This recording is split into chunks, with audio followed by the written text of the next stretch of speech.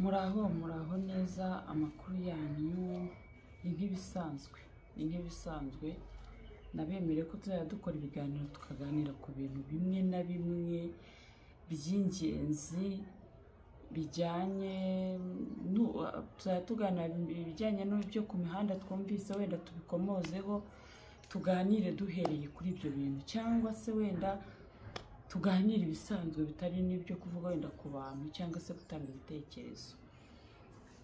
Hari inkuru rero maze iminsi mbona n'amajwi, maze iminsi mbona ngo ya Pastor Mutesi, uburyo yashwanye na Mama Siya, uburyo Claude, nabonye na Claude nanone ngo yagiye mu bukwe. Ibya Claude byo byaranyobeye. Uyu munsi abyuka avuga neza Mutesi, ejo akabyuka amuvuga nabi, ejo akabyuka amuvuga neza. Ntabwo nzi rero buriya abantu tubamo ibice bibiri, harimo igice kibi, harimo n'igice cyiza. Sinzi iyo Mutesi najya agera ku gice cyiza azajya amuvuga neza, nagera nabi nagera ku gice kibi, mbese ntabwo wamenya ibyo ari byo. Ariko uko byagenda kose ntabwo njyewe ntekereza ko sinzi njya ngo hari nawe abavuze bitewe n'ibyo Mutesi yakoze. Ntabwo azi niba mukunda cyangwa mwanga, ntabwo azi, sinzi ibyo ari byo. Nanjye buriya byaranyobeye, byambereye ihurizo. Ariko njyewe nari nanabiketse ko bazanashwana, kuko buriya ubutumire bw'ubukwe, invitation ni ikintu gitangwa n'umuryango. Iyo ugiye kuyiha umuntu, uwo muntu uba umwubashye, uba umukunze nk'inshuti y'umuryango se, nk'inshuti yawe, ukava ahangaha bikakujyana ukajya iwe ukamushyira invitation, ukavuga uti ndayikuzaniye muvandimwe uzantahira ubukwe. Ariko ntabwo ushaka gutoragura umuntu uwo ari we wese mudafite n'icyo mupfana mu muryango, mudafite n'icyo muhuriyeho, ngo shyira Claude ngo invitation. Njye hari ahantu nahise mbona ko Claude nawe ubwonko bwe nanjye ubwanjye ari igihe nifutumye umuntu wese ubonye, nanjye ntabwo nataha niyo twaba tutari inshuti. Ubwo mpita mbona ko nyine wanciye amazi. Nose ntimuzi ko abantu bafata urugendo bakajya kureba umuryango runaka? Uba utumiye umuryango, ntabwo uba utumiye wa muntu. Rero yagomba, niba mwubashye koko, yaramusuzuguye ariko undi we ntiyabibona, kuko aho yamusuzuguriye ntekereza yuko ari mu bantu babanye igihe kinini, babanye igihe gihagije, ni abantu b'inshuti, bafite ibintu baziranyeho byinshi. Niba yarashakaga kumutumira, biriya ni nko kubwira umukozi ngo genda ungaburire imbwa. Niba yarashakaga kumutumira, yagombaga gufata igihe cye, agafata imodoka akagenda, akavuga ati muryango mwiza, nje kubatumira nk'abantu twabanye. Ariko buriya umuntu yakubwiye, iyo afashe umuntu wo kuri iyo mihanda mudafite icyo mupfana, niyo yaba Claude, niyo nta nubwo byari byemewe no kuba batuma umugore we cyangwa batuma umwana we. Oya, yagombaga kwiyizira, cyangwa se atakwizira akayimwohereza kuri telefone, akamubwira ati rero sinshoboye kuboneka. Ariko cyangwa se agatuma n'indi ntumwa akunda nawe nk'umwana we, wenda umwana we ntiyajya imbere ya kamera, cyangwa n'undi muntu wo muri famiye ukomeye, akavuga ati genda unshyirire nde Claude invitation. Njye rero buriya rwose singiye kubabeshya, nahise mbibonamo nk'agasuzuguro. Ni nk'uko wabwira umukozi ngo genda ungaburire iriya mbwira shonje, genda ungaburire rwose. Mva simbaciye intege nimwibanire, usibye ko nabonye Claude yavuyeyo noneho yakaze cyane. Ariko nubwo yanakaze byari bikwiye, kuko ntago bamutumiye. Kuriya ntago ari ko umuntu atumira umuvandimwe. No. Biriya ni ukubona umuhisi n'umugenzi. Buriya niyabona umuntu urahuta, biriya si ukuvuga ko we yayihaye nta gaciro afite, aragafite, ariko mu buzima bwabo nta gaciro afite. Ni umuntu uri aho ngaho baziranye bisanzwe, ntago ari umufamiliye. Si umufamiliye wa Claude, si n'umufamiliye wande wa Mutesi. Ntabwo rero ntabwo afite agaciro kuri rwa rwego rwo kujya gutangira Mutesi invitation. Oya, ntako pe, nanjye ntiyantuma, kuko antumye nabwo yabamusuzuguye. Ntabwo ari ukuvuga ko adafite agaciro, aragafite. Ariko ntabwo nanjye ubwanjye ngiye gutumira umuvandimwe, ntacyo mpfana nawe, ntacyo mpuriyeho nawe, ntabwo namubwira ngo genda untangire invitation, cyo koza ari inshuti. ari inshuti za zindi nk'uko abadamu mushobora kuba muri kumwe muri inshuti mukundana, noneho ukavuga uti rero mbonye umwe muri rwa rubyiruko cyangwa se ya gurupe tubanamo, oke nagenda ntangire, kuko abo uzihereza n'uwo uzihaye bose mufite aho muhuriye cyangwa mufite ikibahuje, ukavuga uti nazinjyanire, kuko bose ntago wajya guha umuntu wubaha mwabanye igihe. Erega buriya abantu iyo babanye igihe kinini bafite ibintu baziranyeho, babyanga bakunda kuriya gushwanashwana, buriya tayari baba baramaze kuba nk'abavandimwe, umwe aba yaramaze kuba umuvandimwe wundi. Sinzi impamvu rero nubwo babigenza bate, buriya ni nk'abavandimwe, bazajya bashwana ejo basubirane, bashwane ejo basubirane. Buriya nicyo kikwereka ko rero baba baramaze kumera nk'iki, mbese baba baravuye ku rwego rw'ubushuti bakagera ku rwego rw'inkurikirane. Inkurikirane mwabonye ukuntu zirwana, zihora zihanganye, zidashobokana, mbese kandi si uko ziba zitumvikana, ziba zumvikana. Rero buriya abantu bivanga mu bintu bya Claude na Mutesi, buriya ntabwo namenye ibyo ari byo. Ngewe niyo mbivuga nihitira. Ikindi, abantu mwandika muri komanteri ngo mwagize ishyari, ngo Mutesi yakoze ubukwe bwa mbere bujya ingo za mbere zijya gusenyuka, zasenyutse atakoze ubukwe. Ntabwo kiri ari ikimenyetso cy'uko urugo ruzashoboka, my friend. Mujye mwandika na komanteri mwabanje gutekereza, kiriya ntabwo ari ikimenyetso cy'uko urugo ruzashoboka. Ahubwo nimusenge kuko binjiye mu rugamba. Urugamba ni iki? Binjiye mu rugamba. Ni mu musengeye cyangwa munamugire n'inama mu bwe mutubutaha, niba byaragenze gutyo uzabigenze gutyo. Ariko buriya bukwe niyo yabukora inshuro 1000, niyo buri kwezi yajya akora ubukwe, icyo ntabwo ari ikimenyetso cy'uko babandi bavuga ngo bizasenyuka, ntabwo ari ikimenyetso cy'uko bamwaye, kuko ntabwo ari n'ikimenyetso cy'uko urugo rwaramye. Ibyo ahubwo mwakabaye muzabivuga nk'urugo rumaze nk'imyaka 4 cyangwa 5, mukavuga uti wawu abantu barasazanye.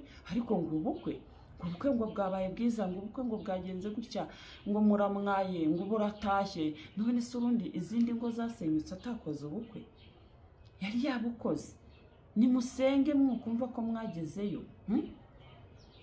Imana burya ni igitangaza. Burya Imana ikwima kimwe ikaguha ikindi kugira ngo ujye uhora imbere yayo usenga.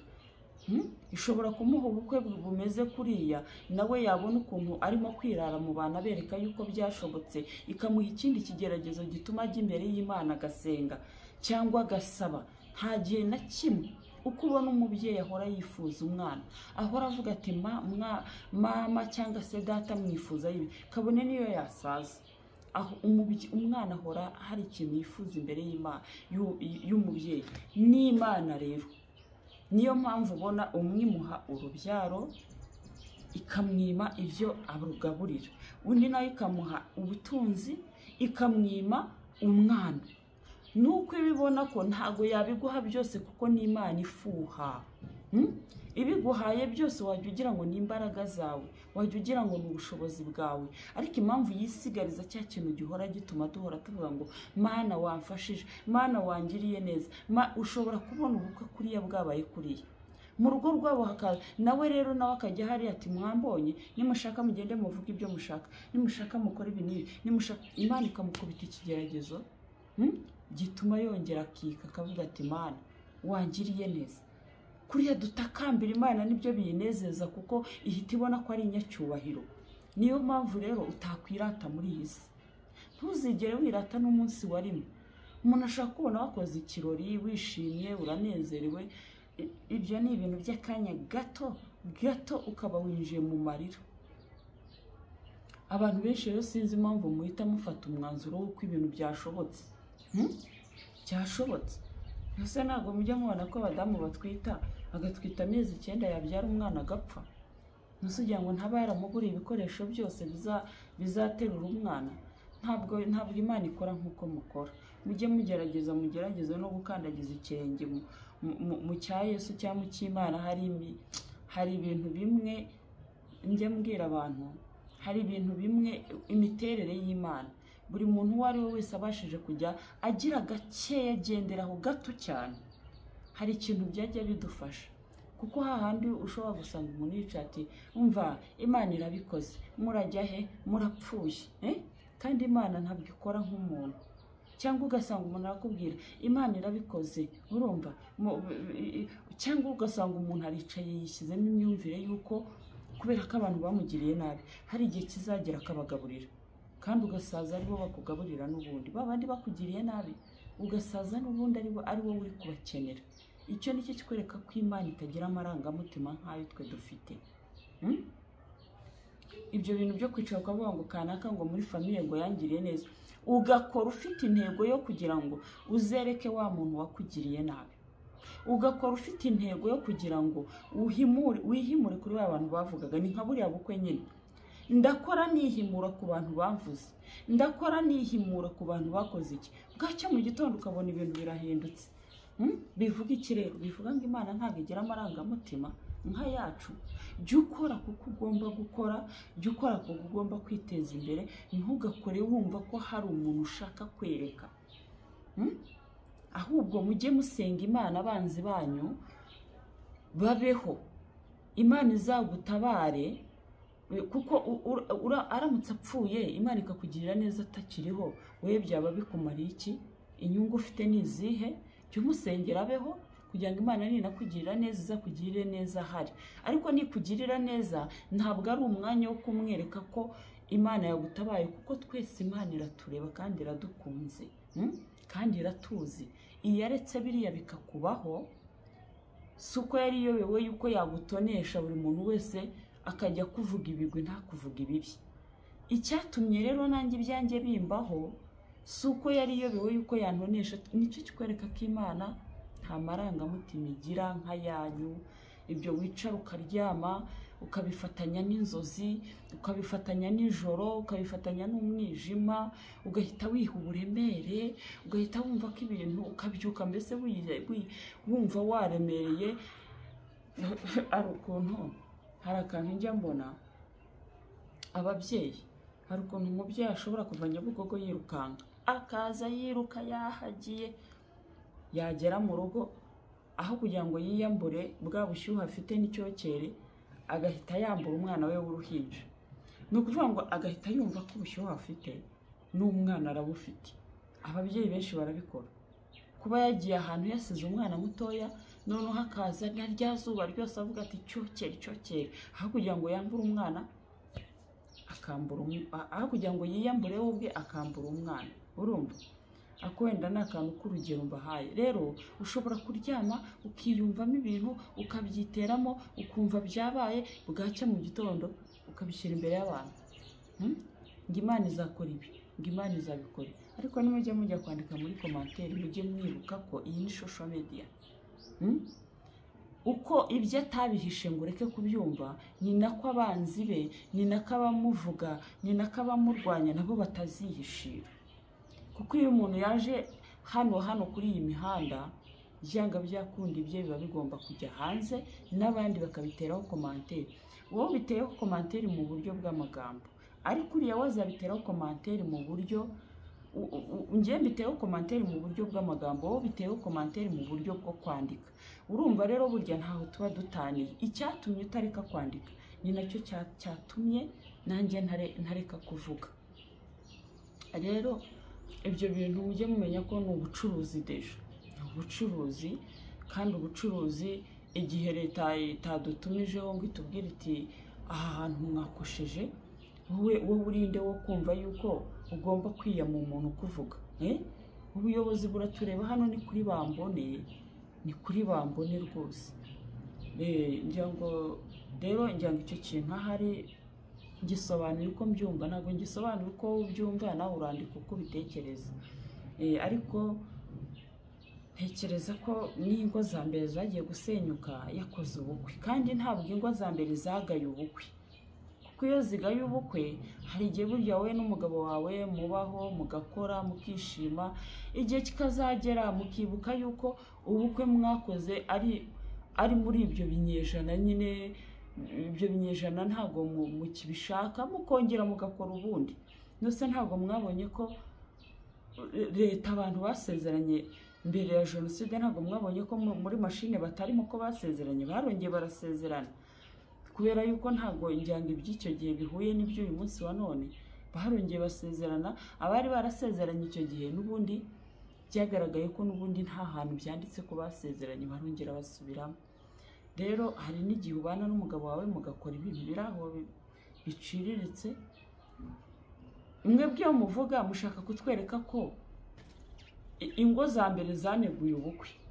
Njye niko mbitekereza, mwe mushaka kutubwira ko ingo za mbere zaneguye ubukwe. Ingo za mbere ntabwo zaneguye ubukwe, ntabwo zaneguye ubukwe, ahubwo nimusenge cyane muvuge muti tutazaca umugani inyuma ngo urwishe ya nka ruracyayirimo. Nugusenga wenda no kugira ibyo ahindura mu myitwarire cyangwa se mu myifatire ye yo kubana n'abagabo, we niwe ubizi kuruta uko mwe mubizi. Ariko wijya hariya ngo ubukwe ngo araberetse ngo birashoboka, oya, gisinjye ngira amarangamutima, nta kintu mpfa n'uriya mubyeyi, mbivuga uko mbyumva. Niyo yaba ari umwana nabyaye ntabivuga uko mbyumva, ngewe ntabwo njya guca ku ruhande ngo yunguye, oya, uko mbyumva ni uko nguko. So rero ikindi kintu nagiraho Claude inama, Claude guhora uhinduka, ejo wahindutse, ejo wavuze ibi, ejo wavuze ibi. Erega buriya umuntu ajya kugutakariza icyizere, wowe uzi kuri kuvuga mutese, ariko n'abandi bantu baba bari kugutakariza icyizere. Kuko iyo umuntu ajya kugutakariza icyizere ntabwo ari ibintu biza ku kanya ngo umuntu avuge ngo uyu muntu mutakarije icyizere, no, ni ibintu biba bitwaye igihe umuntu akureba, areba imyitwarire yawe, areba imivugire yawe, areba ingendo yawe, bigatuma gutakariza icyizere, kuko nawe ubwawe ntacyo uba wifitiye. Iyo uvuze umuntu neza bwacya mu gitondo hatararenga n'umunsi kongera ukamuvuga nabi, ni ukuvuga ngo nawe ubwawe wikumva ko abantu bazakugirira icyizere, kuko nawe ubwawe nta cyizere wifitiye. Nose niba nta cyizere wifitiye, kuki ushaka abantu bakugirira icyizere? Ejo uravuga ibi, ejo ntukongera ibi, ejo ukongera ukavuga ibi, deja nta nubwo wakanatashye n'ubukwe ugendeye kuri invitation wahawe n'umuntu uri aho ngaho, ntabwo mugaye, ari aho ariko afite abamwubaha, ariko wowe nta gaciro afite imbere yawe, ko ni umuntu wo ku YouTube bisanzwe, ntabwo ari famiye yawe, si na famiye ya Mutesi. Birangiye mba mbona waranihuruje, kuko iyo ashaka kugwa invitation, ashaka kugutumira mu bukwe bwe, uko yaje wakoze anniversaire y'umugore akemera agafata igihe cy'akaza, ni nako yagombaga kuza kuzana iyo invitation, ni nako kuguha agaciro, bitewe n'agaciro umuntu aguhaye mu butumire. Nawe ugira isoni ukamuha agaciro, ukumva ko aho hantu utagomba kuhabura. Ariko uramutse umpamagaye kuri fone kandi mbizi ko hari umuntu waje gutumira muri quartier aho ntuye, ukaza ukavuga ngo njyewe urampamagaye ngo uzaze mu bukwe, ngo nabuze uko nkugeraho, kandi undi wabonye umwanya wo kumugeraho, ntabwo njye naba nyitashye, nanjye mbuca amazi. Ikindi wenda numvise muri ubu bukwe, nuko numvise muvuga ngo ni Gerard ntibamuhaye impano mu bukwe, ariko barabyutse mu gitondo bajyana imodoka yuzuye bajya kumuha impano. Nshuti yanjye, umuntu utakubahiye imbere y'abantu ngo aguha agaciro imbere y'abantu, akashaka kukaguhera mu gikari, wowe wumva ufite akaye gaciro imbere y'uwo muntu? Ese we kuki atemeye ngo uriya mugabo amurongore atatumiye abantu? Nawe igituma ubukwe bubaho ni uko uba ukeneye ko wa muntu agushyira imbere y'abantu bakabibona, akemeza ko agukunda, akemeza ko uri uw'agaciro imbere ye, abandi bose bakabibona bakavuga ngo nkuyemo akanjye karenge. Icyatumye utemera ko Fredina kurongora udatumiye abantu ngo babibone, ni nacyo cyari gutuma utekereza utuye umuntu umpa agaciro kandi nkamukunda, reka muhereze kado imbere y'abantu. Ariko igihe utayimuhereye imbere y'abantu ngo umwubahishe nk'umuntu musanzwe mu bantu, ntabwo ntekereza ko, ntabwo nta kunyubaha kuri aho ngaho. Igihe utampagurukije imbere y'abantu ngo uvuge uti umuha kado nk'ibindi byose, nk'abandi bose urayimuha, uba umwubashye. Umuntu wese wahamagaye ukamuha kado uba wamwubashye, niyo waba washyizemo bombo y'icumi, ariko burya uba wamuzirikanye, wamwubashye.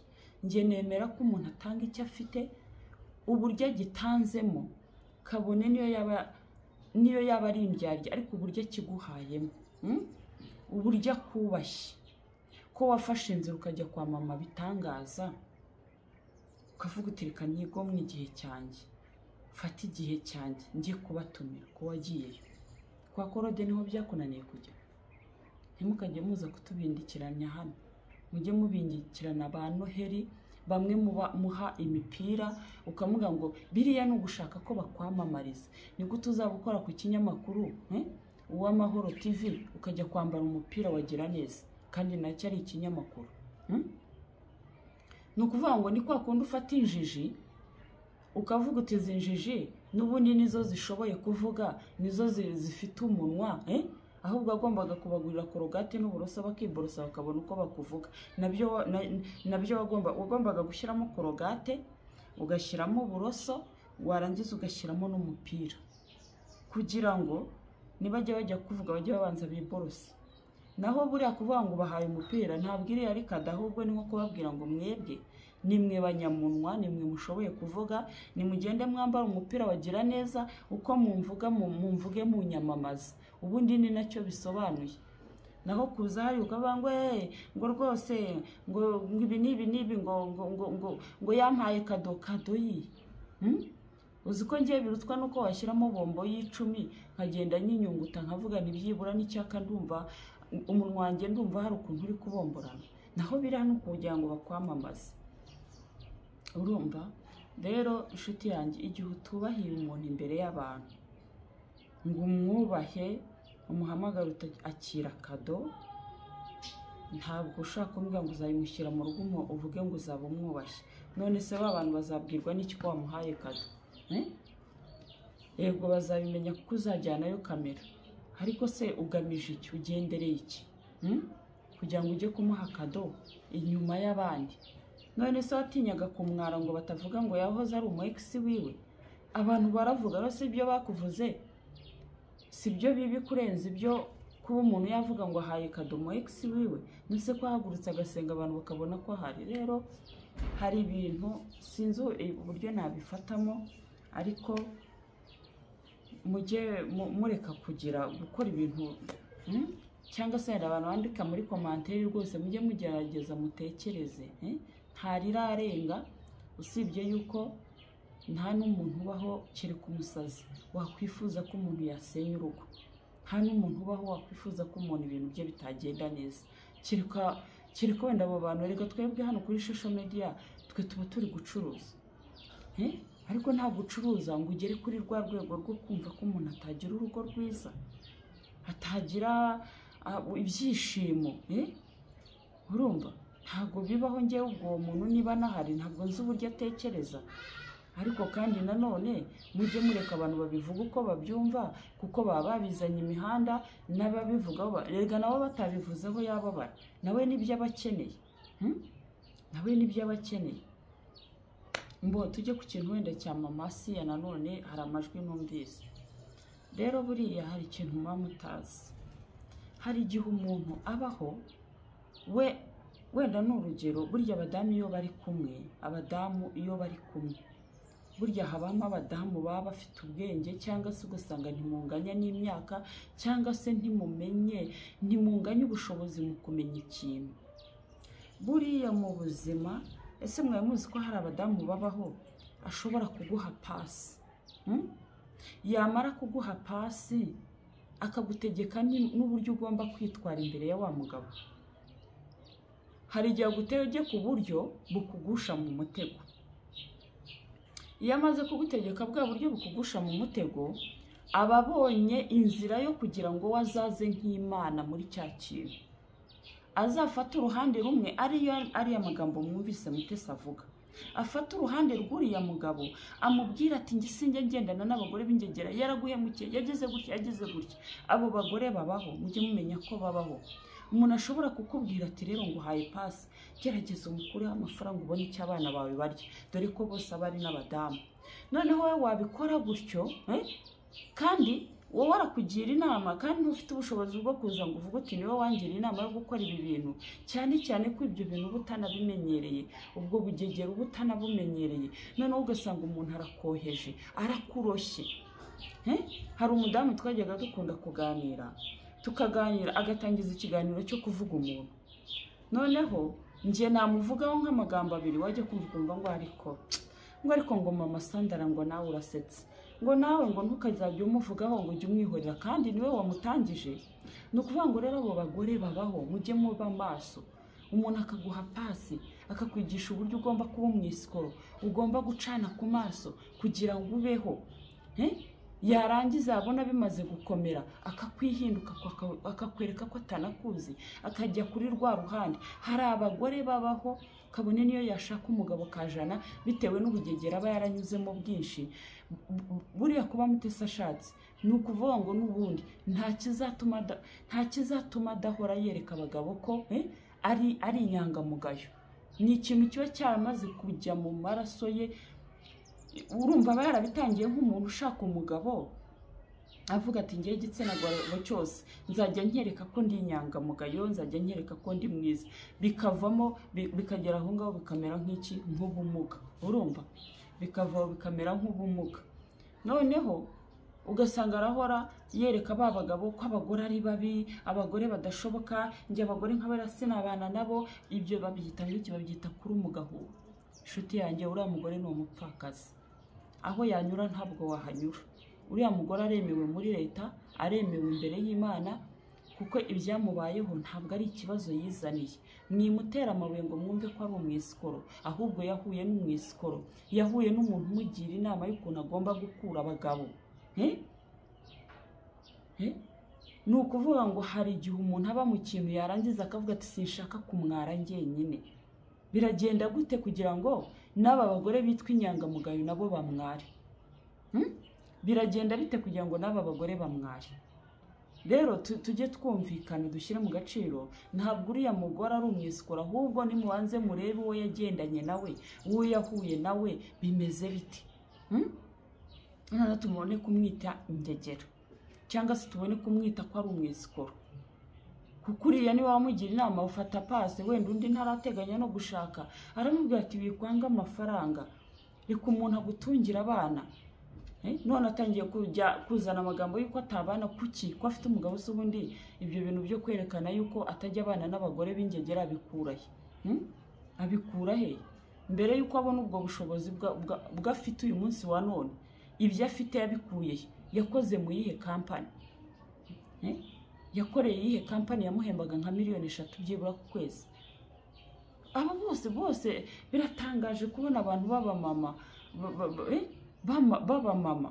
biratangaje kubona bafite ya mikino nk'iy'abana b'abanyeshuri, ngo kana karanyanze ngo mfata uyu, ngo kana karanyanze ngo mfata, ibintu bidakorwa n'abapagani.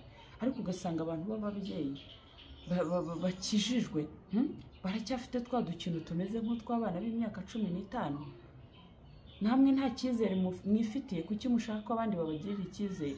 Ibyo rero nibyo bituma babavuga. Ubu se nk'ariya majwi mwayashyize hanze kugira ngo akore iki? Akora iki? Afashe iki abantu? Kubera ko ushaka kugira ngo wigire mwiza, abo abantu bose barumva ko uri inyangamugayo, kandi wowe urari umugahuha. Ikintu uriya mugore yakinjiyemo, akinjizwamo nawe, niwe wakimwinjijemo. Mwimwita ingegera. Iyo umugore ashatse umugabo akamunanira, atangirana no kumenya uburyo agomba kubaho no kubeshaho abana. N'abagore mubona ari ingegera, si uko ari bo bari ingegera, si uko bakuze ari ingegera, ahubwo bagizwe ingegera n'abagabo bashatse. Akavuga ati none ninacana ku maso ndabaho gute? Uriya rero niba ari umupfakazi, akaba yarahuye n'umuntu ubimenyereye iby'iyi mihanda, yagombaga no kumutoza akamwigisha, akamubwira ati ngwino ngutoze uko imihanda ikora, nkwereke uko bakura abagabo. None niba yarabikoze, wowe kubera ko uje kandi kutwereka ko utabana n'abagore b'ingegera, ibyo bintu ntabwo byakunda. Kameme ngiye ndi kumva uriya mugore mwimutera amabuye, nimurebe umuntu yahuye nawe, ese wafite iyihe myitwarire mu bijyanye n'abagabo, ku buryo yaba yaramurangiye umuntu muzima, cyangwa nawe yamurangiye nka babandi nawe yirirwa akura. rero reka mbabwire mujye mugerageza byibura mureke kugendera ku marangamutima y'uko mushaka kubyumva, mugendere mu kuri. Buri ikintu cyitwa ukuri ni ikintu cyiza cyane, kandi ukuri ntikugira uruhande guhereraho.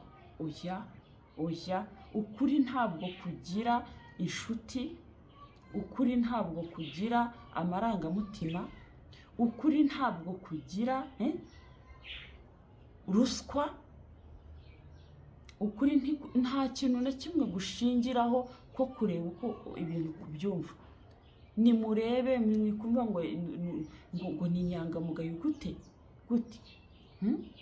none se ubwo uwo mugabo yarinze ubwo ajya gutanga ayo mafaranga, arinda ubwo agera muri ayo mafaranga Mutesi adahari, kubera yuko abonye umugabo kandi atagishoboye gukomezanya na ka gakunde k'abagore ko gukura abagabo. Aravuga ati oya, nereka abantu ko na kera na kare hose ntigeze nkora ibi bintu, nereka abantu ko n'ubundi njye nari inyangamugayo, oya. None se reka nkwibarize, none se ubundi ubu ngubu aho utakuye ni he? Rwose Rusagara yagukoye ko yagukoye iyo uza kuba mwarabanye? None se yagukwaga bizi neza ko muzabana, cyangwa nawe byari kugenda nk'uko ibya se yabigenze, hari kuzamo n'izindi mpamvu? None se ubundi Claude ntiyavuze yuko mwari mwaratandukanye? None se wowe aho utabakuye ni? Rero mujye mugerageza, nimujya munabana, burya abarozi barakundana. Abantu bajyana mu bapfumu kuraguza barakundana. Namwe rero nk'abantu muba mufite ikintu muhuriyeho, ntukabone Imana yaguteye iteka ngo wumve ko abandi wasiga ubajugunye he mu rwobo. Icyo nzi cyo mu bakuzi b'abagabo ntawe urimo, kuko mbere yuko ubu uri uyu munsi wa none ufashe amafoto yawe ya kera winjira muri social media atandukanye nayo uyu munsi wa none, kandi n'ibyo ukora byose byavuye mu bantu. Ntabwo rero ntekereza ko uriya mugore ari umukuzi, nawe uri umukuzi, ahubwo wowe wari wamugiriye inama uti reka bigende gutya na gutya.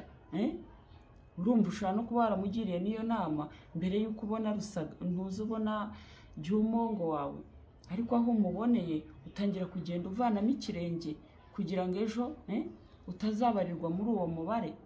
Kandi noneho kubera yuko umudamu ari umudamu uba uri aho ngaho uri kurera abana be, urashaka ko asigara mu mubare w'abagore b'abakuzi kandi atari umukuzi. Urashaka kumusiga mu rwobo, urashaka kumusiga mu kazi wakoraga, urashaka kumusiga mu mwanya wawe. Kubera iki? Kubera icyo ushaka gufata uriya mudamu ukamusiga mu mwanya wawe, ugashaka kumwanduriza isura? Urumva igitsina gabo cyaremewe guha abagore, cyaremewe guha abagore igihe umugabo yamukunze akamureba akamukunda akamuha, nta guha umuntu kubera yuko uvuga ngo ni ikiguzi cy'uko muzabana, hari n'igihe binashoboka ntimubane.